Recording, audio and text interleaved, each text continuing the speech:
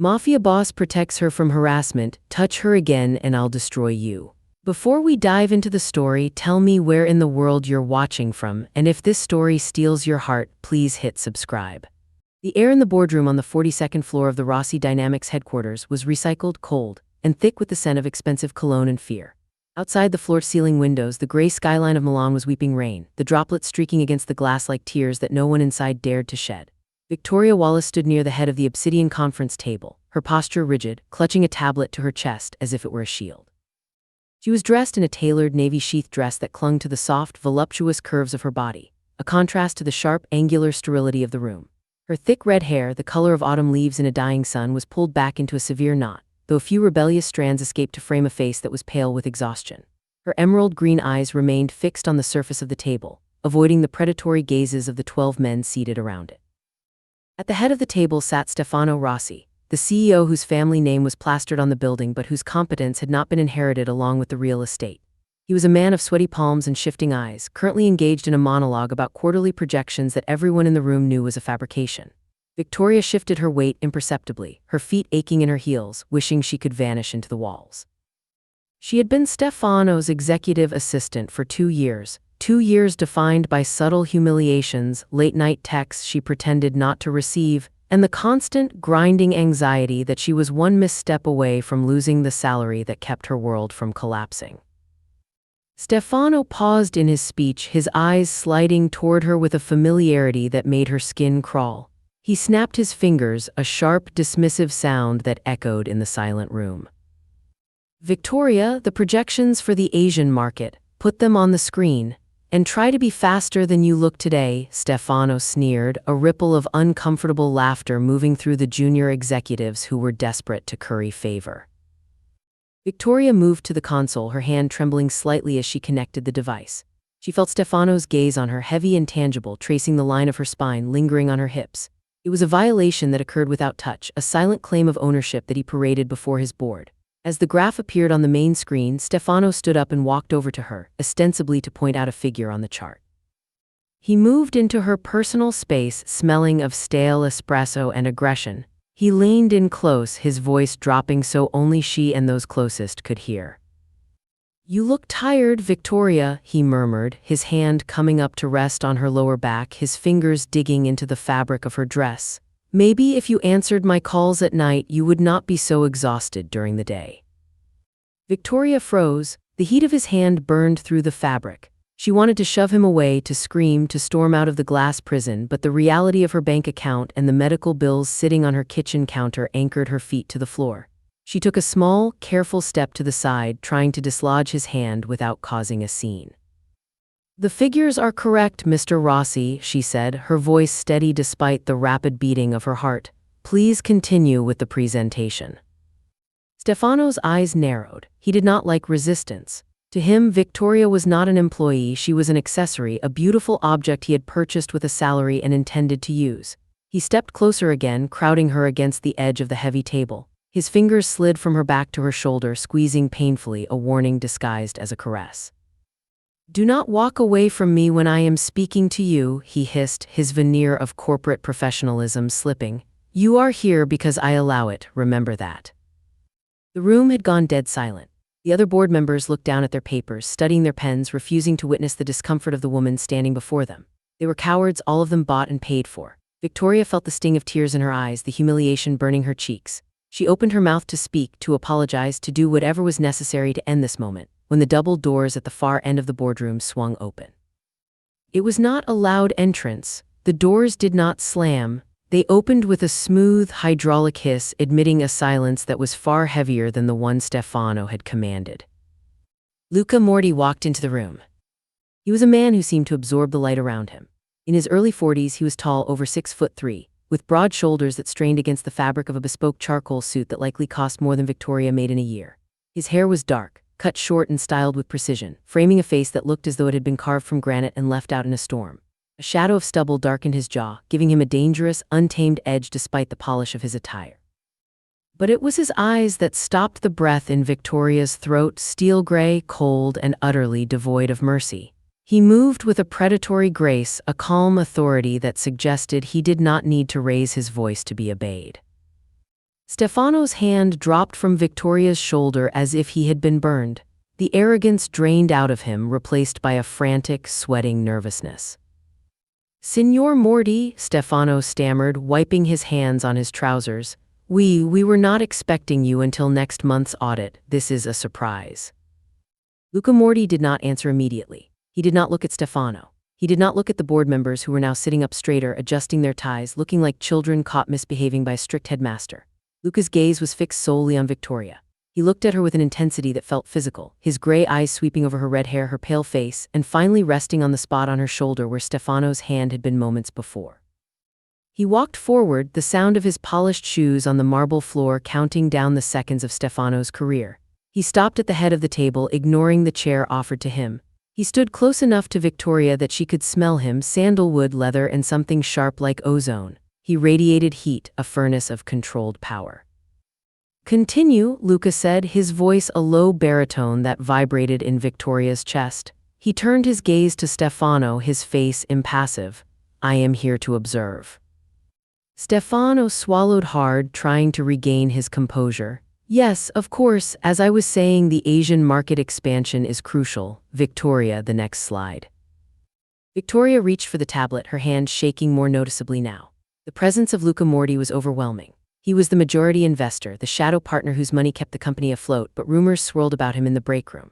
They said the Morty family controlled the docks, the unions, and the darker corners of Milan where the police did not go. They said he was a man who solved problems with a finality that precluded legal appeals. As she fumbled with the screen, the device slipped from her sweaty fingers and clattered onto the table.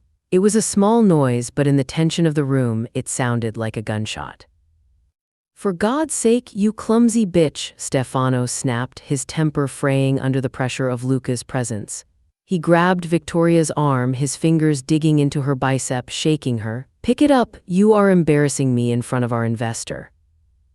The air in the room seemed to drop 10 degrees in a single second. Luca Morty moved. It was a blur of motion, too fast for Victoria to track. One moment he was standing still, the next he had crossed the small distance between them. His hand, large and powerful, clamped around Stefano's wrist, the one holding Victoria. He did not wrench it away, he simply squeezed. Stefano shrieked, a high-pitched sound of shock and pain, his fingers springing open to release Victoria. He stumbled back, but Luca did not let go. Luca twisted Stefano's arm, forcing the CEO down to his knees. The board members gasped, chairs scraping back as they recoiled, but no one moved to intervene. No one dared. Luca looked down at Stefano, his expression unchanged, as if he were looking at a stain on his shoe rather than a human being. He did not shout. He did not bluster. When he spoke, his voice was terrifyingly soft, icy, and precise. "Touch her again," Luca said, the words hanging in the air like a blade, "and I will destroy you. I will dismantle everything you own, brick by brick, until you are begging on the streets of the city your grandfather built. Do you understand me?" Stefano nodded frantically, tears of pain leaking from his eyes, his face turning a mottled red. Yes, Signor Morty, I understand, please." Luca held him there for a second longer, letting the threat sink into the marrow of the man's bones. Then, with a look of disgust, he released him. Stefano collapsed onto the floor, clutching his wrist, wheezing. Luca turned his back on the CEO. He faced Victoria. For the first time, the coldness in his eyes seemed to thaw just a fraction. He reached out, his hand hovering for a moment before he gently tucked a loose strand of her red hair behind her ear. His fingers grazed her cheek, rough but surprisingly gentle. Victoria stopped breathing. She looked up at him, her green eyes wide, searching for a reason, for an explanation. "Get your things, Miss Wallace," Luca said, his voice dropping to a register that was meant only for her. "I what?" she whispered, her voice trembling. "You no longer work for him," Luca stated, tilting his head toward the sobbing man on the floor. "You work for me now." I can't just leave," Victoria stammered, panic rising. "My contract, he'll sue me, I need this job." "He will not sue you," Luca assured her, a dark amusement flickering in his eyes. "He will be too busy trying to keep his kneecaps intact to worry about an employment contract. Gather your personal items, meet me in the lobby in 10 minutes. My driver is waiting." He did not wait for her agreement. He turned back to the room, addressing the terrified board members who were watching the scene with rapt horror. This meeting is adjourned, Luca announced. Stefano is taking an indefinite leave of absence due to health reasons. Until further notice, I will be overseeing the restructuring of Rossi Dynamics personally. Get out. The room scrambled. Executives grabbed briefcases and tablets, rushing for the doors as if the building were on fire. Victoria stood rooted to the spot, looking at Stefano, who was struggling to his feet, refusing to meet her eyes. Then she looked at Luca, who was adjusting his cufflinks, cool and composed amidst the wreckage he had just created. She realized then that the rumors were true. He was a monster. But as he looked at her again, checking her for injuries with a gaze that felt like a physical shield, she realized something else. For the first time in 2 years, she was safe. Victoria moved to her small desk in the corner, her hands shaking as she swept her few personal belongings into her bag, a picture of her sister, a spare lipstick, a small stress ball. She didn't look back at Stefano. She walked to the door where Luca was waiting for her. He held the door open, a gesture of old-world chivalry that felt jarringly out of place after the violence he had just threatened. Why? She asked him as she stepped into the corridor, the heavy door closing behind them, shutting out the boardroom. Why did you do that? Luca looked down at her, his height dwarfing her, his presence encompassing her. He didn't smile, but the corner of his mouth twitched. Because, Victoria, he said, saying her name as if he had tasted it before, I do not like it when people touch things that do not belong to them. I don't belong to you, she shot back, a spark of her natural defiance flaring up despite her fear. Luca paused. He looked at her, really looked at her, his gray eyes darkening. He stepped closer, forcing her to tilt her head back to maintain eye contact. Not yet, he said softly. He turned and walked toward the elevators, his stride long and purposeful. Victoria hesitated for a heartbeat. She looked back at the closed doors of the boardroom, then at the retreating back of the most dangerous man in Milan. She tightened her grip on her bag, took a deep breath, and followed him into the elevator, the metal doors sliding shut to seal her fate. The elevator ride to the penthouse suite of the Morty Tower was not merely a vertical transit. It was an ascension into a different stratosphere of power. Victoria stood in the corner of the brushed steel cabin, her knuckles white as she gripped the strap of her handbag. Beside her, Luca Morty stood like a statue carved from midnight and marble, his gaze fixed on the digital numbers climbing higher and higher. He did not speak. He did not need to. The air around him vibrated with a silent, heavy gravity that seemed to pull the oxygen right out of her lungs. When the doors finally slid open, they did not reveal a bustling reception area or a chaotic bullpen of frantic assistants like the one she had left behind at Rossi Dynamics. Instead, they opened directly into a sprawling, open-concept sanctuary of glass, dark wood, and silence. The floors were polished concrete, softened by plush, dark rugs that looked like they cost more than her apartment. The walls were non-existent, replaced entirely by floor-to-ceiling windows that offered a panoramic 360-degree view of Milan. From this height, the city looked like a circuit board of lights and motion, distant and insignificant. This is your desk, Luca said, his voice breaking the silence without shattering the stillness. He pointed to a sleek, minimalist workstation situated directly outside the heavy double doors of his private office. It was positioned in such a way that anyone entering the floor would have to pass her, but more importantly, anyone sitting inside his office would have a direct line of sight to her. It's quiet, Victoria managed to say, her voice sounding thin in the vast space. I prefer silence, Luca replied, turning to face her. Chaos is for men like Stefano who need noise to convince themselves they are important. Here we work. The transition was jarring. At Rossi Dynamics, Victoria's days had been a blur of frantic errands, coffee runs, and dodging Stefano's wandering hands. Here the atmosphere was clinical, almost military in its precision. Luca's expectations were high, but they were strictly professional, or so it seemed. He demanded perfection in her scheduling, absolute discretion with his calls, and a level of organizational rigor that tested her skills to their limit. Yet he never raised his voice. He never belittled her. When she handed him a report, his fingers would brush against hers, a fleeting contact that sent a jolt of electricity up her arm, but he never lingered long enough to be accused of impropriety. However, the safety she felt was laced with a different kind of danger.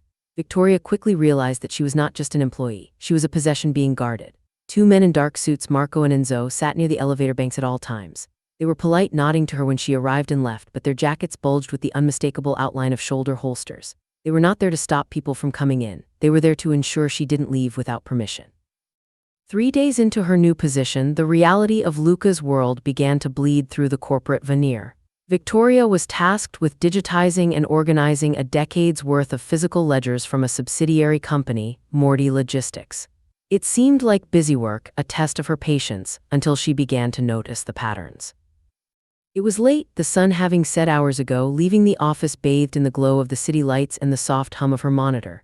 Luca was still in his office, the door ajar, the scratch of his fountain pen on paper the only sound in the penthouse. Victoria frowned at the spreadsheet she had created, cross-referencing shipping manifests with invoices. The numbers didn't add up. There were shipments of agricultural machinery going to ports in North Africa that weighed 3 times what the manifest declared, and incoming payments from shell corporations in the Cayman Islands that had no online footprint. She was smart, she had to be to survive in Milan's corporate Shark Tank. It didn't take her long to realize she wasn't looking at logistics errors, she was looking at money laundering on a massive scale. Her heart hammered against her ribs, she froze, her hand hovering over the mouse. This was the consulting she had been hired for, to clean up the paper trail, perhaps without even knowing it. Fear, cold and sharp, washed over her. She was an accessory. If she stayed, she was complicit. If she tried to leave, she looked at the elevators where Marco was currently scrolling through his phone. There was no leaving. "You have stopped typing." The voice came from the doorway. Victoria jumped, spinning her chair around. Luca was leaning against the doorframe of his office, his suit jacket discarded, his white dress shirt unbuttoned at the collar, sleeves rolled up to reveal forearms corded with muscle and inked with a faint, dark tattoo on the inside of his left wrist. He held a glass of amber liquid in his hand. I was just checking some figures," Victoria stammered, her instinct to lie kicking in. Luca walked toward her, the ice in his glass clinking softly. He moved with that same predatory grace, a panther stalking through a library. He came around the desk and stood behind her, placing one hand on the back of her chair and leaning over her shoulder to look at the screen. His proximity was overwhelming. The heat radiating from him encompassed her, the scent of sandalwood and expensive whiskey filling her senses. "And," he asked, his voice low, vibrating near her ear, "what did the figures tell you, Victoria?" She could have played dumb, she could have pretended not to understand the discrepancies. But as she looked at the reflection of his eyes in the dark monitor screen, she realized that lying to Luca Morty was likely more dangerous than the truth. "The weights are off," she whispered, her throat dry. "The manifests for the Tripoli shipments don't match the fuel consumption of the vessels, and the payment structures, they're circular. The money is coming back to the source after being washed through 3 different holding companies." She waited for the anger. She waited for him to close the laptop, to threaten her, to call Marco and Enzo. Instead, Luca hummed, a sound of dark approval. "You are observant," he said, and she could hear the smirk in his voice. "Stefano wasted you. He had a Ferrari and he drove it like a Fiat." He straightened up, taking a sip of his drink, his eyes never leaving her face. "Those files are messy. My previous accountant was sloppy. That is why he is no longer with us. I need them fixed. I need the trail to disappear. Can you do that?" Victoria looked up at him, her green eyes wide with the weight of the choice he was placing before her. He wasn't just asking her to do a job, he was asking her to cross a line. He was offering her a place in the inner circle, a position of trust that carried a lethal price tag. "If I do this," she said, her voice trembling but her chin lifted in that defiant way he seemed to crave, "I want to know that I'm safe, that I'm not just another loose end you'll cut when the books are balanced." Luca's expression hardened, the amusement vanishing. He set his glass down on her desk and placed both hands on the armrests of her chair, trapping her. He leaned down until their faces were inches apart, his steel-gray eyes boring into her soul. "You are not a loose end, Victoria," he said intensely. "You are under my protection. That means something to me. It means that the world could burn down around us and I would still stand between you and the flames. You fix my books and I will ensure that no one, not the police, not Stefano, not my enemies, ever touches you." He paused, his gaze dropping to her lips for a fraction of a second before snapping back to her eyes. "Do we have a deal?" Victoria felt a shiver race down her spine, a confusing mix of terror and arousal. He was a criminal, a monster, but standing there in his orbit, she felt more powerful than she ever had in her life. "Yes," she breathed. "Good." Luca pushed himself back, the intensity breaking like a fever. Finish the Tripoli file, then go home, the driver is waiting downstairs. The following week, the atmosphere in the penthouse shifted. The tension remained, but it had changed flavor. It was no longer the tension of a predator and prey. It was the tension of two people dancing on the edge of a precipice. Victoria worked tirelessly, restructuring the accounts, burying the illicit flows under layers of legitimate corporate activity. Luca watched her, always watching, his eyes following her as she moved around the office. On a Thursday afternoon, a courier arrived with a large black box tied with a silver ribbon. He bypassed the security desk and brought it directly to Victoria. She looked up, confused. "I didn't order anything." "It is from Mr. Morty," the courier said, placing the box on her desk before retreating. Victoria looked toward the office door. It was closed. She carefully undid the ribbon and lifted the lid. Inside, nestled in layers of black tissue paper, was a dress. It was a floor-length gown of emerald green silk, the exact shade of her eyes. It was backless, with a plunging neckline and a slit that would reach her mid-thigh. It was stunning, expensive, and incredibly bold. A note sat on top of the silk. "The gala is tonight, 8:00 p.m. Wear this. L." It wasn't a request, it was a command. Victoria stared at the dress. It was a statement piece. It was a uniform of ownership. By wearing this in his color at a public event, she would be signaling to everyone in Milan that she belonged to the Morty empire. She ran her fingers over the cool silk. She should be offended by his presumption. She should be angry, but deep down a dark thrill curled in her stomach. He wanted her seen. He wanted her by his side. At 8:00 p.m. sharp, the elevator doors opened to reveal Luca. He was wearing a tuxedo that fit him with devastating perfection, the black fabric absorbing the light, his white shirt crisp against his tan skin. He stepped out, adjusting his cufflinks, and then he stopped. Victoria was standing by the window, the city lights framing her silhouette. The dress fit her as if it had been sewn onto her body. The emerald silk hugged her curves, spilling down to the floor like liquid. She had styled her red hair in loose waves that cascaded over one shoulder, exposing the long, elegant line of her neck. Luca didn't speak. He simply stared, his gray eyes darkening to the color of a stormy sea. He walked toward her, his steps slow and deliberate. He stopped a foot away, his gaze traveling from the hem of the dress up to her eyes. "Turn around," he said, his voice rougher than usual. Victoria obeyed, turning slowly. The dress was completely backless, dipping low to the curve of her spine. She felt the heat of his body behind her, though he didn't touch her. She could hear his breathing, slow and controlled. "Perfect," he murmured. He reached out, his fingers ghosting over the bare skin of her shoulder, tracing the line of her spine down to the small of her back. Victoria suppressed a shudder, her breath hitching. His touch was possessive, heavy with unspoken intent. "The car is waiting," he said, dropping his hand. The ride to the gala was silent. They sat in the back of his armored limousine, separated by a few inches of leather seat that felt like miles. Victoria stared out the window, her heart racing. They were heading to the Palazzo Reale, the venue for the annual International Trade Summit. It was a gathering of Milan's elite, politicians, CEOs, celebrities, and the criminals who pulled their strings. When the car stopped, the flash of cameras erupted like lightning. The door was opened and Luca stepped out first. He turned and offered his hand to her. Victoria took it, his grip firm and warm, anchoring her as she stepped out into the chaos. "Stay close to me," Luca ordered, tucking her hand into the crook of his arm. "Do not speak to the press. Do not accept drinks from anyone but the bar." They walked the red carpet, a gauntlet of shouting voices and blinding lights. Luca ignored them all, his expression bored, his eyes scanning the crowd for threats. Inside, the palazzo was a vision of gold leaf and crystal chandeliers. The air was thick with the scent of perfume and money. As they entered the main ballroom, heads turned, the conversation lulled. Victoria felt the weight of 100 pairs of eyes. They weren't looking at her because she was beautiful, they were looking at her because she was with him. She was the woman on the arm of the devil of Milan.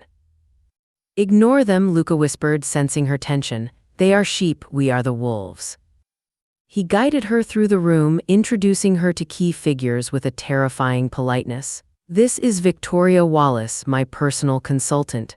The title was a shield, a polite fiction that everyone accepted but no one believed.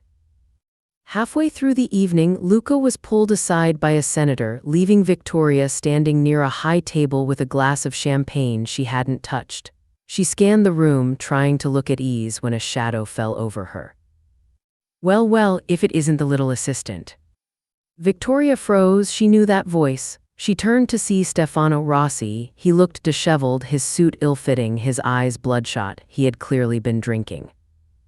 Stefano, she said, her voice cool, you look terrible. He sneered, stepping closer. And you look expensive. Who paid for the dress, Victoria? Did you earn it on your knees, or does he pay up front? Victoria took a step back, disgust curling her lip. Go away, Stefano, before he sees you. He's busy buying the government, Stefano spat, glancing toward Luca. He doesn't care about you, you're just a flavor of the month. Once he's done with you, he'll toss you aside like garbage. Come back to me, Victoria, I can forgive you, we can. He reached out, grabbing her wrist, his fingers clammy.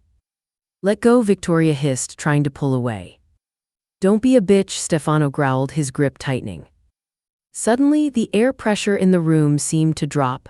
Stefano's eyes widened, looking over Victoria's shoulder. He blanched, the color draining from his face. Victoria felt a hand settle on the small of her back. It was large, warm, and radiated a lethal calmness. Is there a problem here? Luca's voice was conversational, almost pleasant, which made it infinitely more terrifying. Stefano released Victoria instantly, backing away with his hands raised. No problem, Signor Morty, we were just catching up, old colleagues. Luca stepped forward, placing himself partially between Victoria and Stefano. He didn't look angry, he looked bored. I thought I made myself clear in the boardroom, Stefano, Luca said, picking a piece of invisible lint off his lapel. I told you that if you touched her again, I would destroy you. Do you have a short memory, or do you simply have a death wish? It was an accident, Stefano stammered, sweating profusely. I'm leaving right now. See that you do, Luca said, dismissal. And Stefano, if I see you in the same room as her again, you won't walk out of it. Stefano turned and fled, disappearing into the crowd. Victoria let out a breath she didn't know she was holding. She looked up at Luca. His jaw was tight, a muscle ticking in his cheek. The calm facade was cracking. Are you hurt? He asked, turning to her, his hands coming up to cup her face, his thumbs stroking her cheekbones. The gesture was intimate, shocking in its public display. I'm fine, she whispered. He just grabbed my wrist. Luca's eyes dropped to her wrist. There was a faint red mark. His eyes flashed with a violence so raw it made her knees weak. I should have killed him, he muttered, more to himself than to her. Luca, don't, she said, placing her hands on his chest. She could feel his heart beating, a heavy, rhythmic thud against her palms. Everyone is watching. Let them watch, Luca growled. He leaned down, his forehead resting against hers, closing out the rest of the room. Let them see, let them know that you are mine, that anyone who touches you answers to me. The declaration hung between them, heavy and undeniable. You are mine. It wasn't a question, it wasn't a proposal, it was a fact. Victoria looked into his steel-gray eyes and realized the terrifying truth. She didn't want to run, she didn't want to escape, she wanted to burn in the fire he offered. Take me home, she whispered. Luca pulled back, his eyes searching hers, seeing the surrender there. He nodded, a sharp, decisive movement. He took her hand, lacing his fingers through hers, and led her out of the ballroom. As they walked, the crowd parted for them, a sea dividing for a dark king and his queen. The protection was absolute. The temptation was complete. And as the heavy doors of the palazzo closed behind them, Victoria knew there was no going back.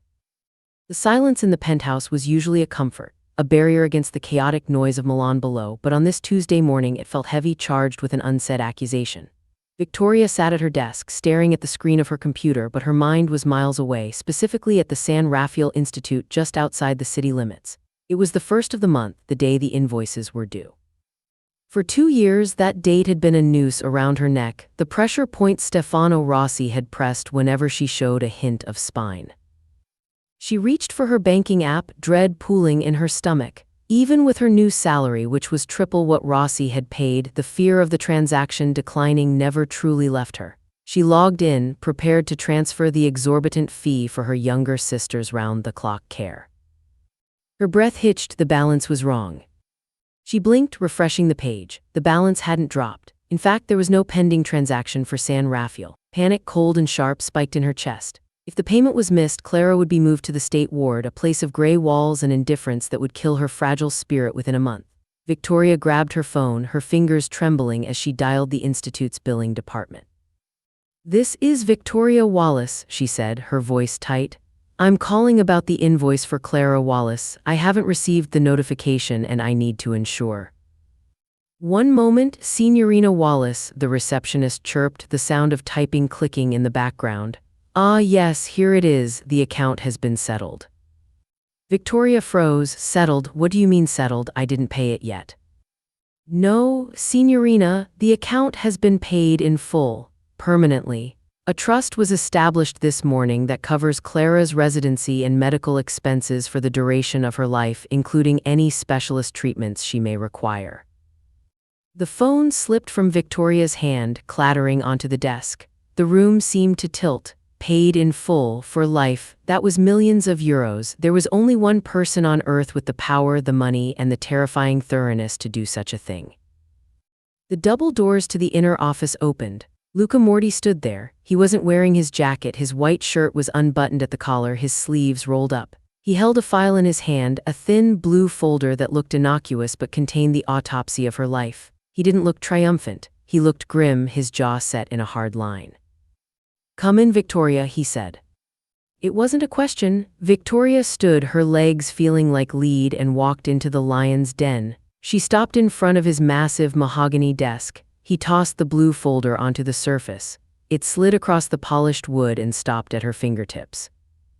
"You should have told me," Luca said, his voice low and devoid of the usual cold detachment. It sounded almost angry. "It wasn't your business," Victoria whispered, her eyes stinging. She didn't need to open the folder to know what was inside. Photos of Clara in her wheelchair, medical reports detailing the degenerative nerve condition that had stolen her sister's future, the crushing financial statements that had made Victoria a prisoner to Stefano's whims. "Everything about you is my business," Luca countered, walking around the desk to stand before her. "Stefano knew, he used this against you. He kept your salary low enough that you were always one paycheck away from losing her, didn't he? He kept you desperate." Victoria looked down, shame burning her cheeks. "He loaned me the money for her initial surgery. I owed him. I couldn't leave." "You owed him nothing," Luca growled, the violence in his tone causing her to look up. His gray eyes were blazing. "He was buying your obedience with your sister's life. It is a tactic of weak men." "Why did you do it?" she asked, her voice cracking. "Why did you pay it? I can never repay that amount, Luca. I will be working for you for the rest of my life." Luca stepped closer, invading her space until he was all she could see. He reached out, his hand cupping her chin, forcing her to look at him. His thumb brushed over her lower lip, a touch that was maddeningly tender for a man so dangerous. "That is the point, Victoria," he murmured. "You are free of him, you are free of the debt, but you belong to me now, not because you have to, but because I have decided it. Your sister is safe, you never have to worry about money again. All I ask in return is your loyalty." "Just loyalty," she breathed, searching his eyes. "Everything," he corrected softly. "I want everything." The moment was shattered by the buzzing of the intercom. Luca didn't pull away immediately. He lingered for a heartbeat longer, his gaze dropping to her lips before he sighed and stepped back, the mask of the CEO sliding back into place. He pressed the button on his desk. "Yes." "The car is ready, Signor Morty," Enzo's voice came through the speaker, "for the inspection in Turin." "We are leaving," Luca said to Victoria, checking his watch. "Get your coat, you are coming with me." "To Turin." "To a facility outside the city. I need to inspect a new acquisition. And after what I just found in your file, I am not leaving you alone in Milan where Stefano might try something stupid." Drive north was somber. The weather had turned, the blue skies of Lombardy replaced by a churning wall of gray storm clouds. By the time they hit the highway, rain was lashing against the armored glass of the black Mercedes sedan.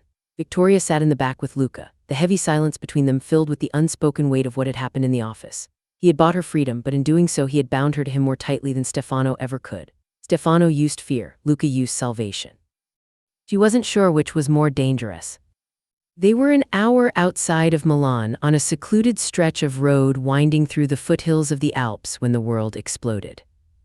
There was no warning. One moment the only sound was the hum of the engine and the rain, the next a black SUV rammed into the side of their car with the force of a freight train. Metal screamed against metal. The Merced spun wildly across the wet asphalt, the armored chassis groaning under the impact. Victoria was thrown against the door, her head cracking against the window, stars bursting in her vision. "Get down," Luca roared. His hand was on her instantly, a heavy weight shoving her head down toward the floorboard. Another impact shook the car, then the deafening sound of automatic gunfire. Bullets hammered against the reinforced glass, spiderwebbing the surface but not penetrating. "Ambush, 3 vehicles, rear and flank," Marco shouted from the front passenger seat, his weapon already drawn. The driver, a stoic man named Dante, wrestled with the steering wheel, trying to regain control as they skidded toward the guardrail. The car slammed to a halt, pinned between the guardrail and the attacking SUVs. "Stay down, Victoria, do not move," Luca commanded. His voice was terrifyingly calm. He reached under his seat and pulled out a submachine gun, racking the slide with a metallic clack that sounded like a death knell. The doors were ripped open, not by the attackers but by Marco and Luca. They spilled out into the rain, the roar of gunfire erupting immediately. It was chaos. Victoria curled into a ball on the floor of the luxury car, her hands over her ears, the smell of burnt rubber and gunpowder stinging her nose. She could hear shouting in Italian, the sharp cracks of pistols, and the deeper thud of Luca's weapon. "Clear right, flank left," Luca's voice cut through the storm, authoritative and lethal. A moment later, the rear door on her side was yanked open. Victoria screamed, scrambling back, but it was Luca. He was soaked, his hair plastered to his forehead, his suit jacket gone. His white shirt was clinging to his chest, stained with rain and something darker. "We have to move," he said, reaching in and grabbing her arm. "The car is compromised, we go on foot now." He hauled her out into the deluge. The scene was a nightmare. 2 of the attacking SUVs were riddled with holes, steam rising from their engines. Bodies lay on the wet tarmac. Marco was providing covering fire, pinning down the survivors from the 3rd vehicle. Luca didn't let her look. He wrapped an arm around her waist, lifting her almost off her feet, and dragged her over the guardrail down the steep wooded embankment. They slid and scrambled through the mud, the sounds of the firefight fading slightly as the dense forest swallowed them. They ran for what felt like miles, Luca navigating the terrain with an uncanny sense of direction, never letting go of her, his grip like iron. They eventually reached a small, stone structure hidden deep in the woods, an old hunting lodge overgrown with ivy, clearly one of the many safe houses the Morty family kept for moments exactly like this. Luca kicked the door open, ushering her inside before slamming it shut and throwing the heavy deadbolt.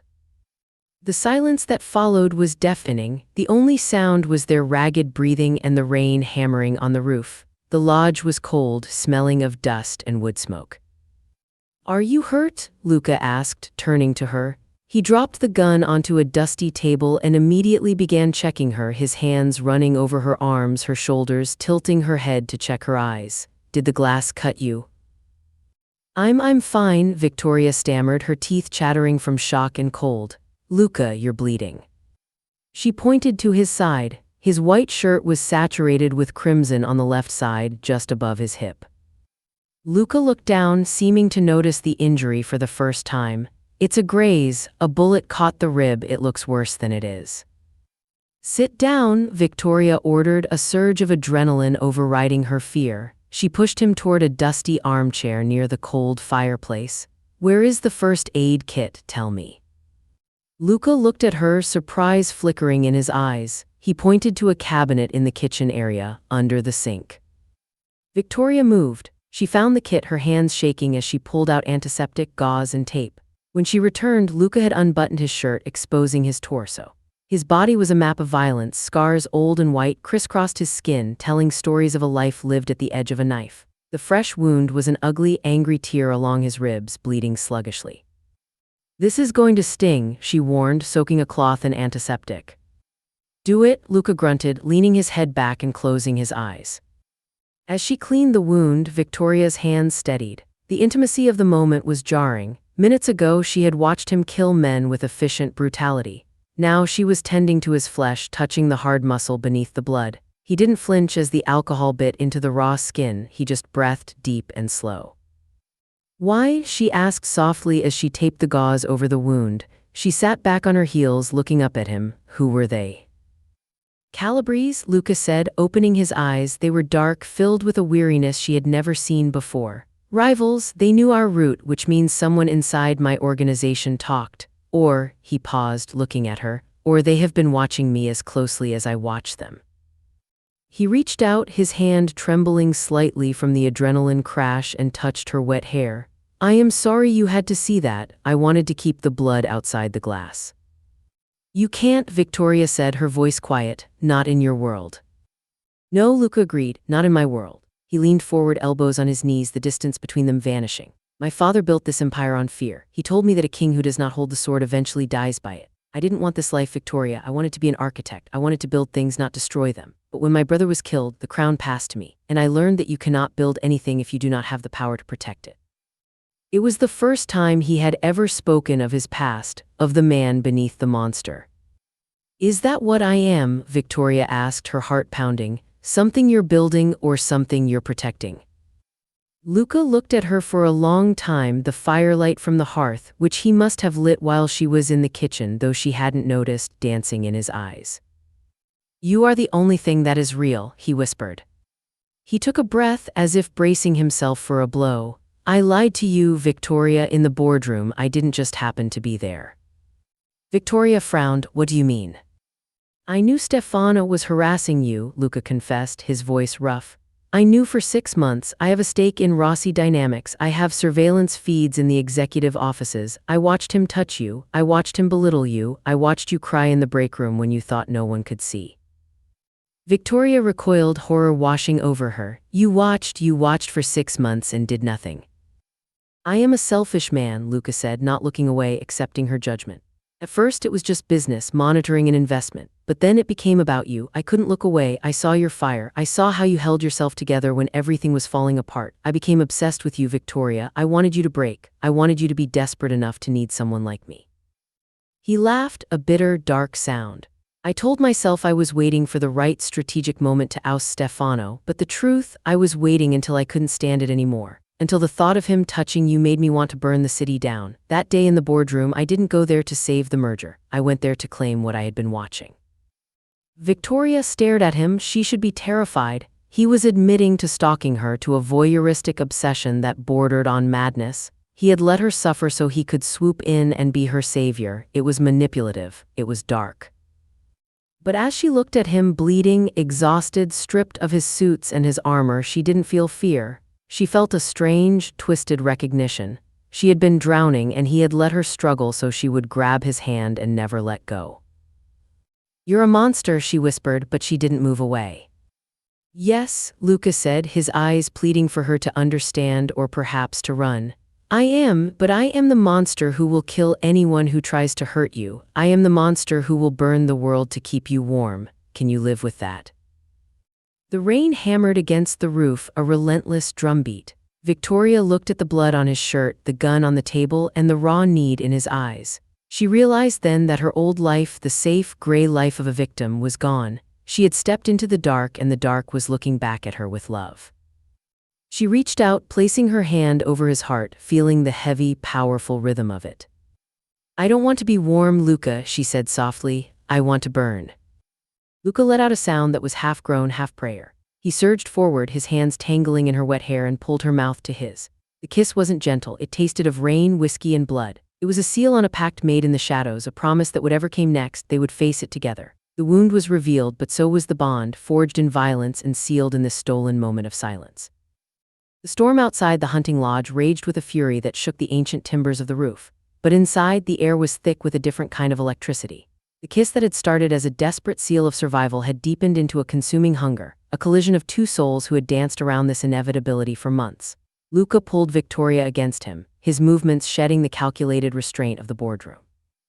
Here, in the dim light of the dying fire, he was not the CEO of Rossi Dynamics or the Don of the Morty family. He was simply a man who had waited too long to touch the one thing he was terrified of breaking. He lifted her easily, his hands gripping her waist as he carried her to the large, dust-sheeted bed in the corner of the room. He swept the sheets away with one hand, laying her down on the mattress with a reverence that made her breath catch. When he moved over her, the weight of his body was a grounding force, an anchor in the chaos of the night. Victoria reached for him, her fingers tangling in his dark hair, pulling him down until his forehead rested against hers. She could feel the tension in his muscles, the rigid control he was fighting to maintain. Are you sure? Luca asked, his voice a rough growl against her skin. He was giving her a final exit, a last chance to retreat from the darkness he carried. Once we cross this line, Victoria, there is no going back. You become part of the blood I shed. I don't want to go back, she whispered, her hands sliding down his shoulders, tracing the hard lines of his back, careful of the bandage on his ribs. I want to be where you are. His resistance shattered. He kissed her again, and this time there was no hesitation. It was acclaiming, slow and thorough. The intimacy was raw, stripped of pretense. Every touch was a promise, every breath shared a silent vow. As the night wore on and the storm howled outside, they sought solace in each other, erasing the fear of the ambush with the heat of their bodies. For Victoria, it was an awakening. The fire she had kept hidden beneath her professional exterior was finally allowed to burn. For Luca, it was a terrifying surrender. He had spent his life protecting his empire, but holding her, he realized he was holding the only territory that truly mattered. When dawn broke, it brought a cold, gray light that filtered through the dirty windows, illuminating the dust motes dancing in the air. Victoria woke to the sound of Luca's voice. He was standing by the window, fully dressed in a spare set of clothes he had found in the lodge, his back to her. He was speaking into a satellite phone, his tone clipped and lethal. Find him, Luca said, his voice devoid of the warmth she had felt hours ago. I don't care how deep he has buried himself. Burn the city if you have to. I want a name, and I want it within the hour. He ended the call and turned, his eyes landing on her. The hardness in his face softened instantly, a flicker of vulnerability passing through his steel gaze. He walked over to the bed, sitting on the edge and reaching out to brush a strand of hair from her face. We have to leave, he said quietly. My men are en route. The car was found and the bodies have been cleared, but this location is no longer secure. Who was on the phone? Victoria asked, sitting up and pulling the blanket around her. The reality of their situation was crashing back in: the ambush, the bullets, the blood. Enzo, Luca replied. He survived the attack on the convoy. He is bringing a secure transport. We are going to the safe zone. The journey back to Milan was tense, conducted in a convoy of 3 armored SUVs that moved with military precision. They did not go to the penthouse. Instead, they drove to a fortified estate on the outskirts of the city, a sprawling villa surrounded by high walls, electric fences, and men patrolling with assault rifles.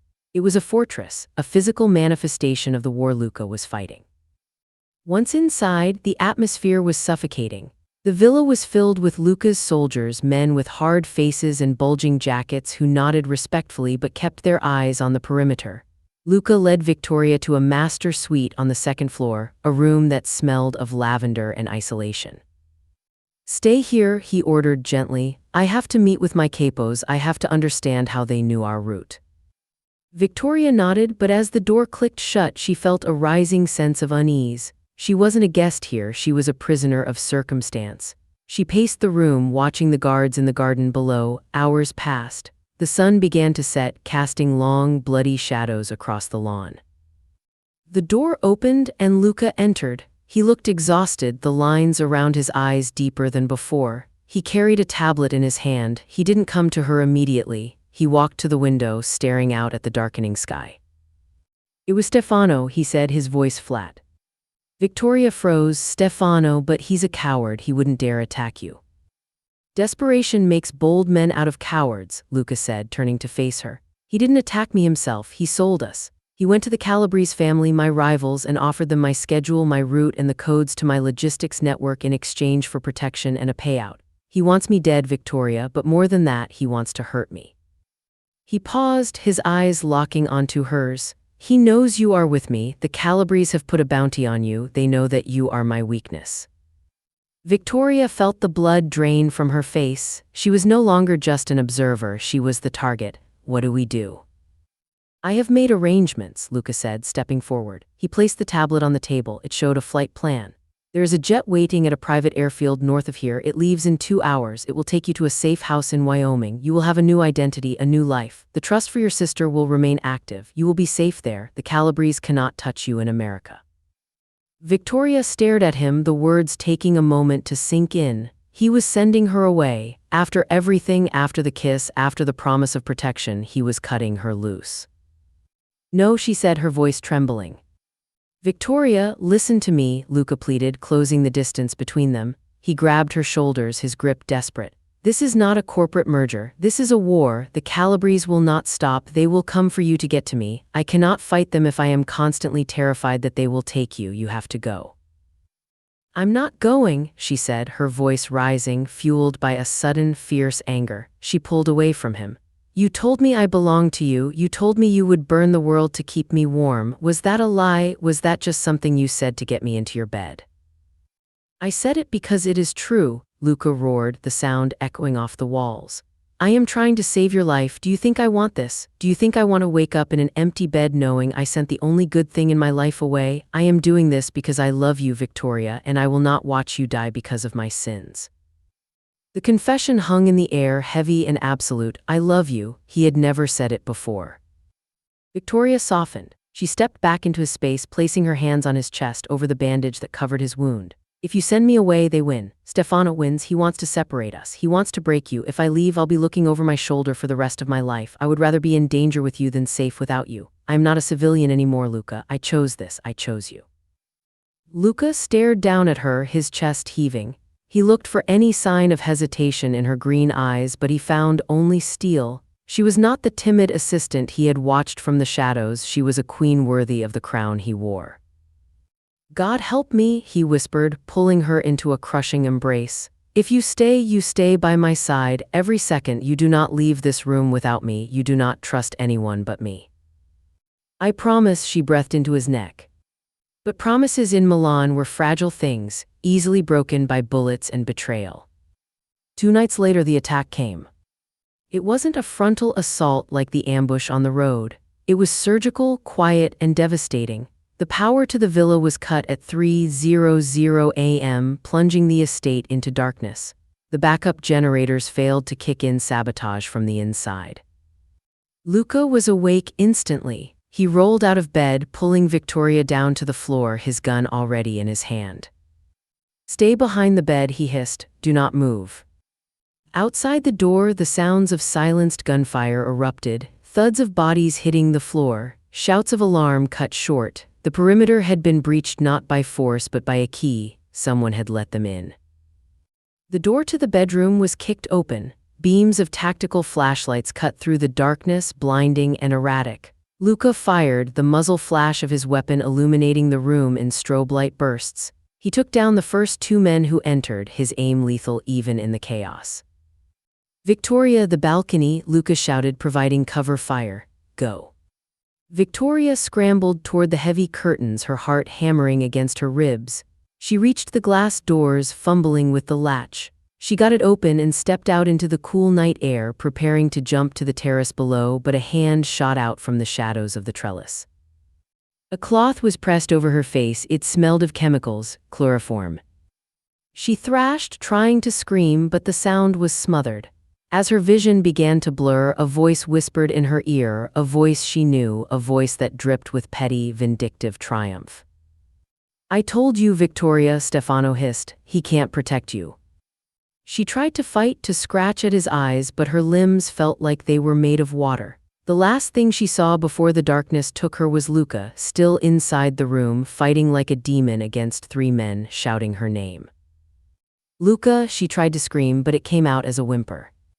Stefano dragged her over the railing to where 2 Calabrese soldiers were waiting. They caught her, hauling her limp body toward the darkness of the garden where a vehicle waited with its engine running. Inside the room, Luca emptied his magazine into the chest of the last attacker. He spun around, his eyes wild, searching the shadows. "Victoria." Silence answered him, the curtains billowed in the night breeze. He ran to the balcony, vaulting over the railing, ignoring the drop. He landed in a crouch and scanned the grounds.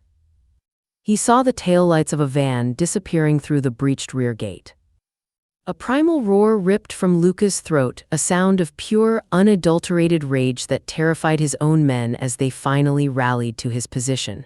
Enzo ran up to him, bleeding from a head wound, breathless. "Boss, we were jammed the comms." Luca turned to him, his face was a mask of death. The gray eyes were gone, replaced by 2 black voids. He grabbed Enzo by the tactical vest, pulling him close. "They took her," Luca said, his voice terrifyingly quiet. "Stefano took her."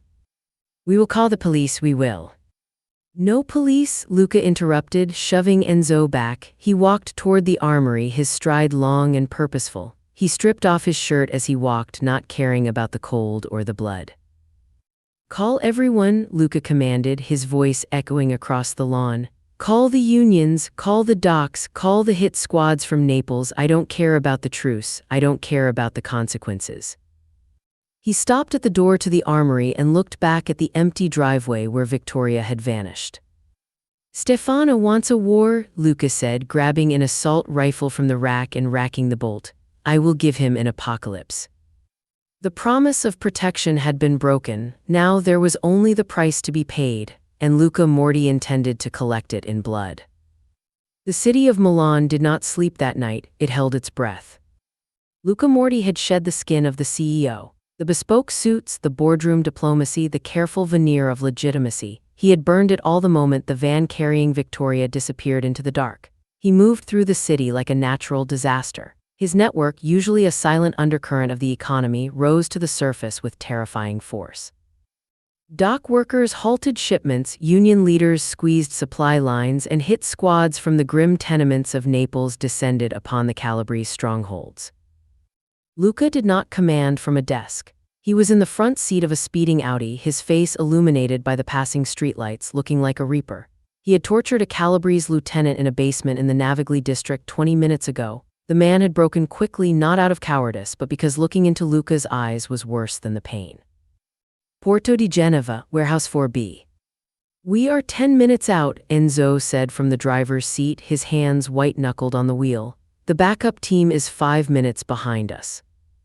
Do not wait for them, Luca said, checking the load in his pistol. His voice was dead, a flat line. We go in, if they see a tactical team, they will kill her before we breach the door. I go in alone. Boss, that is suicide, Enzo protested. It is a negotiation, Luca corrected coldly, and I am the currency. Inside Warehouse 4B, the air smelled of rust, sea salt, and old oil. Victoria sat tied to a metal chair in the center of the vast, hollow space. Her cheek was bruised where Stefano had struck her, and her wrists were raw from the zip ties, but her head was high. She refused to give him the satisfaction of seeing her cry. Stefano Rossi paced in front of her, manic energy vibrating off him. He held a glass of whiskey in one hand and a gun in the other, waving it around recklessly.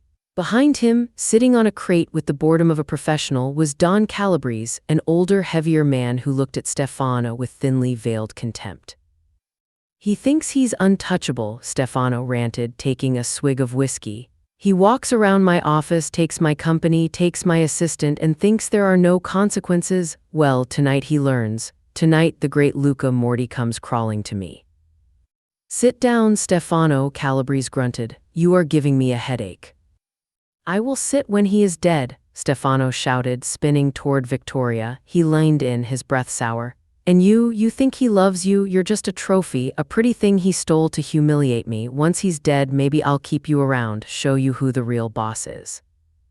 Victoria looked him dead in the eye. The fear was there, pounding in her chest, but beneath it was the cold, analytical rage she had learned from Luca. She saw the tension between Stefano and Calabrese. She saw the weakness. He doesn't respect you, Stefano, Victoria said, her voice clear and steady in the echoing warehouse. Stefano froze. Shut up. Calabrese, she continued, shifting her gaze to the older man. Do you know Stefano is skimming from the transfer accounts? I managed the books. He promised you 5 million for this hit, didn't he? The accounts only have 2, he's playing you. It was a lie, or at least a partial one, but it was plausible. Calabrese's eyes narrowed. He stood up slowly. Is that true, Rossi?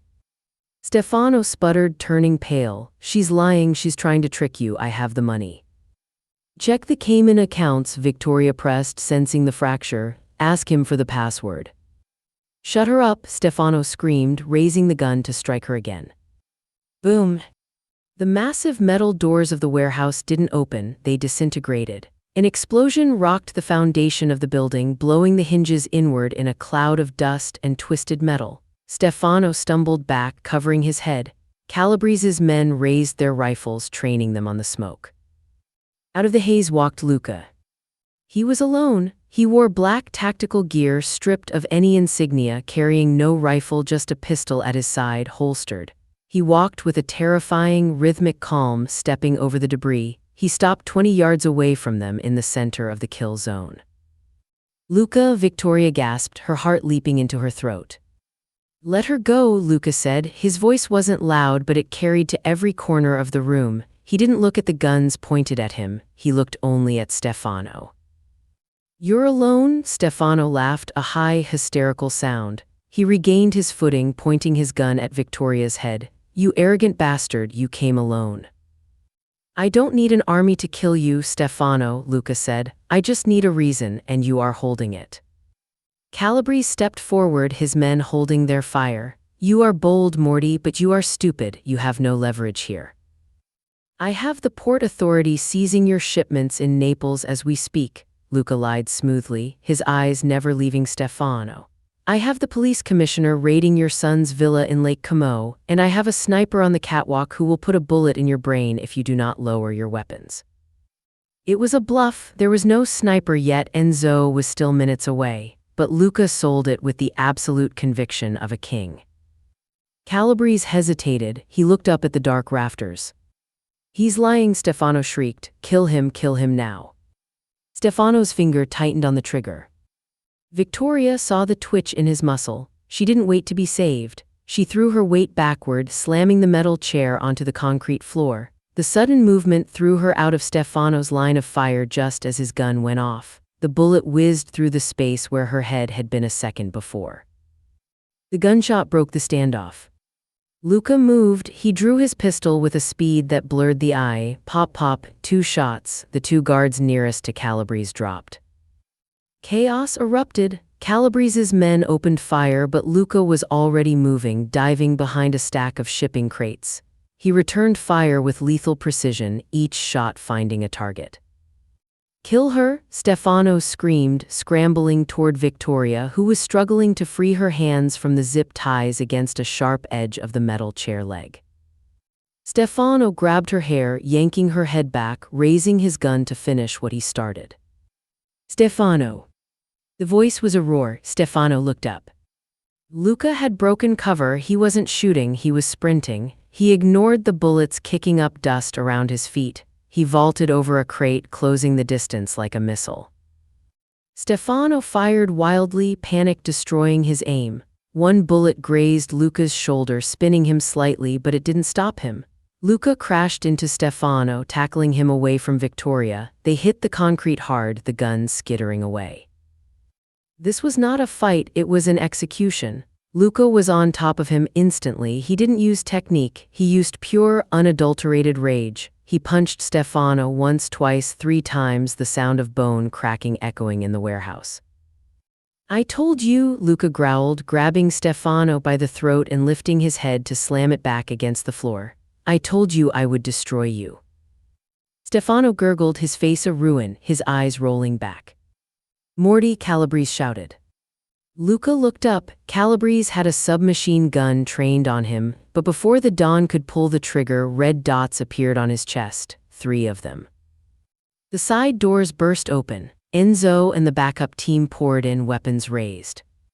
"Drop it," Enzo screamed. Calabrese looked at his dead men, looked at the laser sights on his chest, and then looked at Luca, who was kneeling over Stefano's broken body, panting, blood dripping from his nose. The Don dropped his gun. "I surrender." Luca didn't look at him. He stood up, wiping the blood from his lip. He walked over to where Victoria was still tied to the chair, lying on her side. He fell to his knees beside her, his hands shaking for the first time that night as he pulled a knife to cut her bonds. "Victoria," he choked out, pulling her into his arms. "Victoria, look at me." She clung to him, burying her face in his tactical vest, smelling the gunpowder and the sweat. She was shaking, sobbing with relief. "I knew you'd come, I knew it." Luca held her tightly, rocking her back and forth, his eyes squeezed shut. "I will never let you go again, never." He stood up, lifting her effortlessly into his arms. He turned to Enzo. "Handle Calabrese," Luca ordered, his voice icy again. "And clean this up, I want no trace." And him? Enzo asked, gesturing to Stefano, who was moaning softly, broken but alive. Luca looked down at the man who had tormented Victoria for years. He looked at the wreckage of a human being who had tried to take the only light in his life.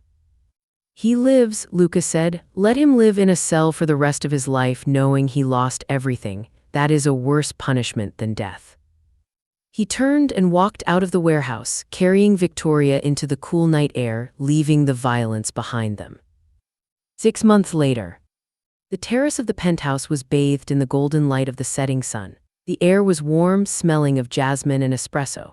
Victoria stood by the railing looking out over the city of Milan. She wore a simple white dress, her red hair loose and blowing in the breeze. She looked different now. The shadows under her eyes were gone, replaced by a serenity that came from true safety. The glass door slid open. Luca stepped out. He wasn't wearing a suit. He wore dark jeans and a black sweater, looking younger, lighter. The lines of stress on his face had softened. Rossi Dynamics had been dissolved, its assets folded into a new, legitimate venture, Morty Global. The transition had been bloody and expensive, costing Luca half his fortune to sever ties with the underworld, but he had done it.